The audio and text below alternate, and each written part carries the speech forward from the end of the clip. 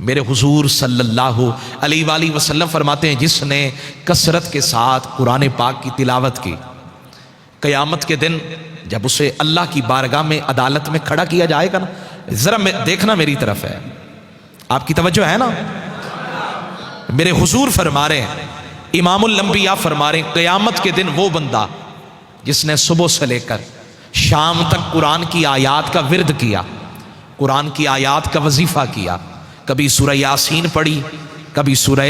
رحمان پڑھی، اور پھر جب فَبِأَيِّ آلَاءِ رَبِّكُمَا تُكَذِّبَانِ پڑھا نا تو پھر آنکھوں سے آنسو بھی بہے، رونے بھی لگا، اور کبھی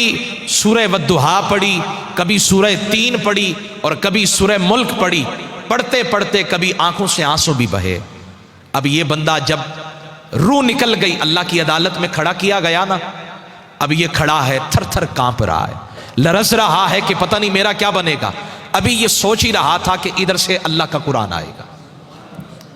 اللہ کا قرآن آ کے کہے گا یا ربی منعتہ النوم باللیل، اے اللہ یہ انتہائی غریب تھا، نادار تھا، اس کا بہت بڑا کنبہ تھا، سارا دن محنت کرتا، سارا دن رزق کی تلاش میں مارا مارا پھرتا، جب شام کے سائے گہرے ہوتے نا تو یہ تھک کر چور چور ہو جاتا، شام کا کھانا کھا کر دل بڑا کرتا سونے کو، جی بڑا چاہتا لیٹنے کو، جب ساری کائنات سو جاتی نا تو پھر یہ وضو کر کے دوبارہ کھڑا ہو جاتا، رات کی تنہائیوں میں میری تلاوت کیا کرتا۔ لوگوں کے سامنے تو قرآن پڑھتے ہیں، جب کوئی نہ دیکھ رہا ہو پھر قرآن پڑھ کے دیکھے، کوئی نہیں دیکھ رہا رب دیکھ رہا، کوئی نہیں دیکھ رہا خالق دیکھ رہا ہے۔ قرآن فرمائے گا ربی منعتہ النوم باللیل، اے اللہ جی بڑا چاہتا تھا، بستر بلا رہا تھا، نیند بلا رہی تھی، رواں رواں درد میں ڈوبا ہوا تھا، بڑا چاہ رہا تھا کہ لمبی تان کر سو جاؤں،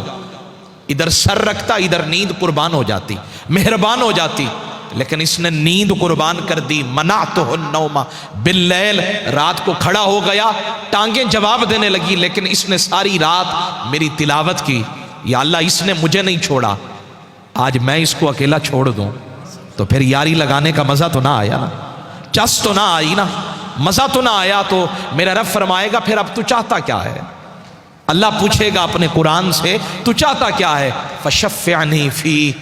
قرآن عرض کرے گا یا اللہ لجپال پریتاں توڑ دے نہیں، جیدی باں پھڑ دے انہوں چھوڑ دے نہیں۔ جب اس نے میرا ہاتھ پکڑا، جب لوگ ہاتھ چھڑوا رہے تھے، جب لوگوں نے الماڑیوں میں قرآن رکھ کر مجھے فراموش کر دیا، میرے اوراق پہ مٹی کی تہ جم گئی، قسموں کے علاوہ قرآن کبھی یاد ہی نہیں آیا، کبھی عدالت کے کٹہرے کے علاوہ مجھے اٹھایا نہیں گیا، کبھی اپنی عزت بچانے کے علاوہ میری تلاوت نہیں کی گئی، مجھے الماڑیوں کی زینت بنا دیا گیا۔ وہ اقبال کہتے پانی پانی کر گئی کلندر کی مجھے یہ بات، پانی پانی کر گئی مجھے کلندر کی یہ بات، جب تو غیر کے آگے جھکا نہ تن تیرا نہ من تیرا۔ بھائی دنیا کے لیے قرآن کو استعمال کیا،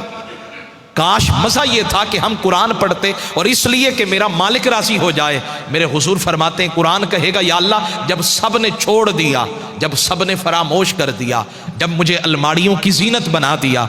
جب مجھے پڑھا نہیں جاتا تھا، اس نے رات کی تنہائیوں کے اندر میری تلاوت کی، اب میں اسے اکیلا چھوڑ دوں، دنیا کیا کہے گی؟ یاری کا مزہ تو نہیں آیا۔ رب فرمائے گا پھر جا، جہاں تو چاہے ہم نے اسے بخش بھی دیا ہے، جنت کا مالک بھی بنا دیا، جنت کا۔ اب روزہ دار،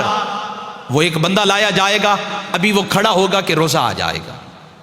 روزہ کرے گا یا اللہ جب بہت سارے لوگ بہانے بنا بنا کے مفتیوں سے فتوے لے کر روزے سے جی جان چرا رہے تھے، کوئی فتویٰ مل جائے فدیہ دینے کا بہانہ بنا کر روزے سے جان چھڑا رہے تھے، اس نے گرمیوں کی چلچلاتی دھوپ میں لمبے دنوں میں روزہ بھی رکھا اور تیری منشا کے مطابق دن بھی گزارا، اب اسے اکیلا چھوڑ دوں، مزہ تو نہ آیا نا؟ رب فرماتا جا پھر ہم نے اسے بخش دیا ہے، جنت کا وارث بھی بنا دیا۔